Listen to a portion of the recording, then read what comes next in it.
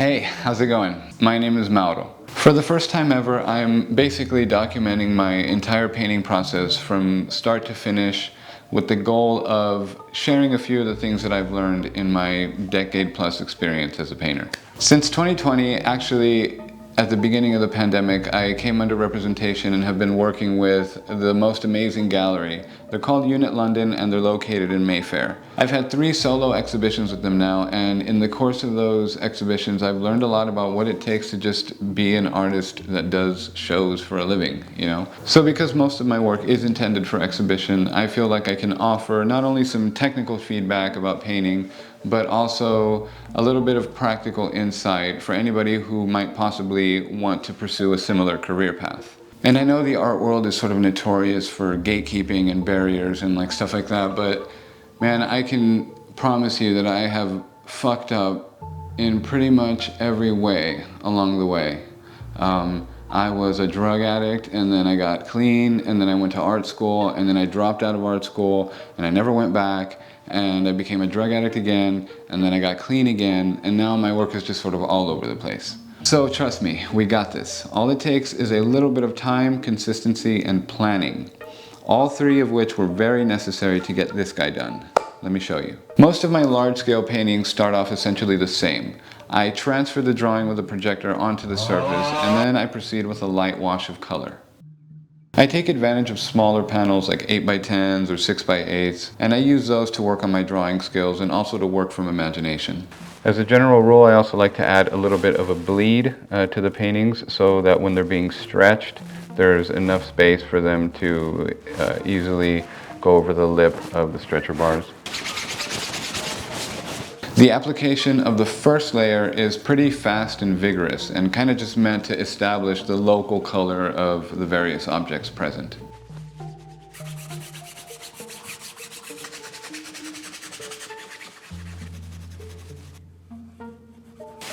And that's the first layer. After plotting a few facial landmarks with burnt umber, I am breaking the rest of the face down into 2 values. The darker values are under the brim of the hat, and the lighter values are outside. Now that I've got the portrait split into 2 basic values, I'm coming in with a 3rd, even lighter value, and I'm basically just starting to give the face a little bit more shape. The little shadow shape in his beard here has a bit of green to it, and I can imagine that's coming off of the field and just reflecting off of the white of his beard. Pretty cool. I feel like just kind of observing the way color works, and it never doesn't feel like a novel thing to me. It's always like fucking mind-blowing. I'm gonna start indicating the lips now. I don't know why I say indicate. We're literally fucking putting them in. We're not indicating shit. We're just actually painting them in. I do my best to work strictly from dark to light, but admittedly I do make a lot of decisions based on what just feels most out of place at the moment. Although the paint application does start very thin, as I get closer to the finish it does get progressively thicker. I also start blending less, I notice, as I start getting to the top, you know, things are just kind of put there and left there. See, now we're kind of starting to get that like sunburned Texas look. A farmer's tan kind of deal. One of the things about working from bad photos, I guess, is that a lot of the information just kind of gets jumbled, you know, so like the pupil of an eye will kind of be out of place, and it's interesting to, you know, paint those little artifacts in, I think. The person in the reference has this kind of, I don't know, a blank sort of stare to them, and that's the main thing I'm kind of going for. It's getting there, man, but not gonna lie, it still kind of looks like shit. See, now that I'm looking at these shapes up here, or this shadow area up here, I'm kind of feeling like the whole thing is a little too dark.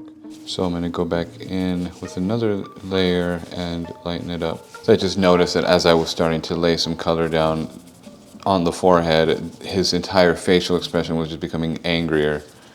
And it's because this little brow area was getting put in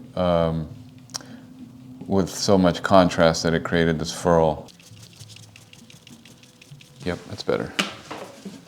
Kind of looks like he looks like Joe Rogan. Look at that. At this point, my portrait basically turned into Joe Rogan when he's sitting in a cold plunge. I boiled the problem down essentially to two things. One was like a deep furrow in the brow, and the other were some pretty severe shadows around the nose. The fix for both is essentially just softening them up. But now I don't know if I wanna. Let's see. Goodbye, Joe. Now there's still some more Joe Rogan things about him.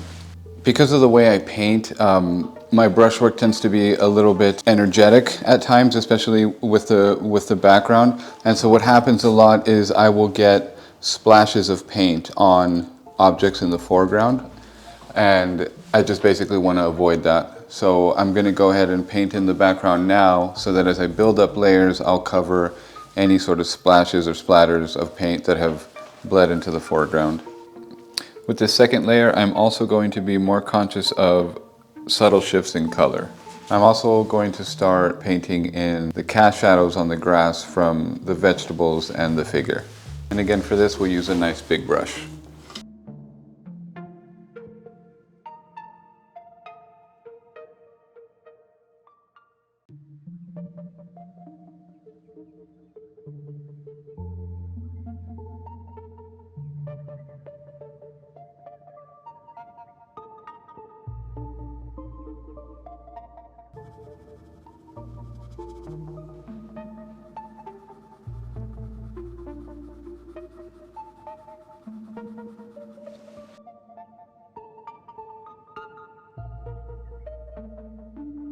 Okay, let's move on to the mysterious unnamed vegetables. Moving on to what I recently found out were actually cucumbers, and using a smaller brush to start to define the boundaries of each.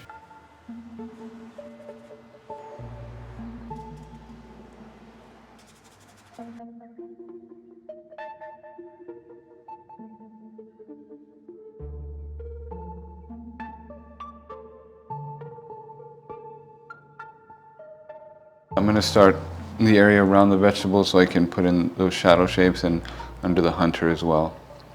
Kind of like a dark green, obviously. For this, I think I'm going to use a large pointed brush.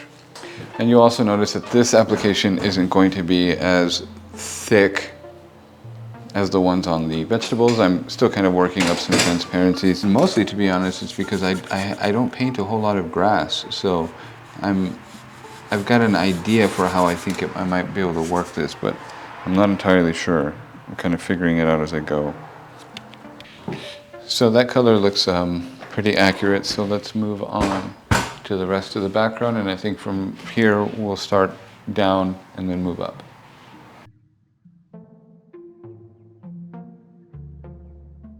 The camouflage of the shirt was a slow process of building up and glazing down.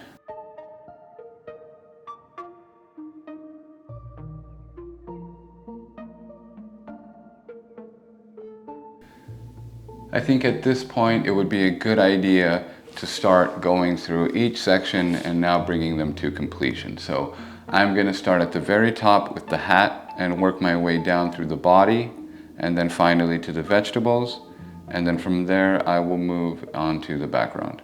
And if there's any sort of spillover from the background onto the front, the last thing I will do is just go back over the image and make any corrections.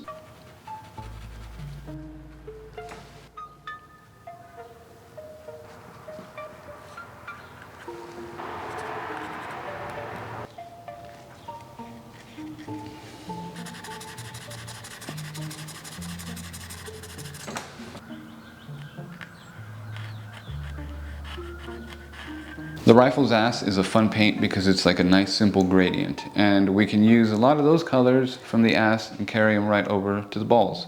See how he's kind of cupping them? For the barrel's highlights, I'm using a ruler as a guide. What I want to do is use this guy as a guide so that I can get a nice clean line across. So what I'm going to do next to kind of get this guy a little bit more blended is I'm going to use the Rosemary large smooshing brush, which is one of my favorite tools.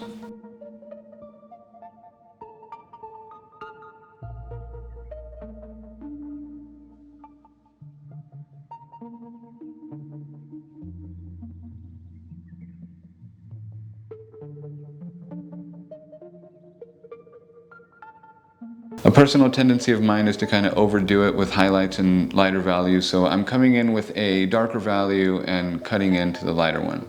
As an artist, I think it's a really good idea to get very acquainted with your personal brand of fucking up.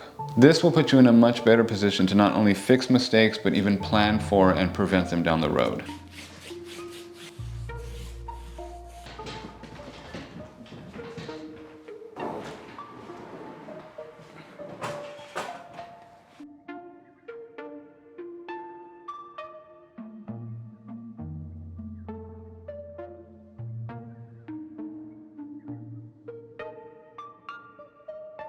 I hope this video was helpful or insightful in some way, and I look forward to making more of them. Thank you for watching.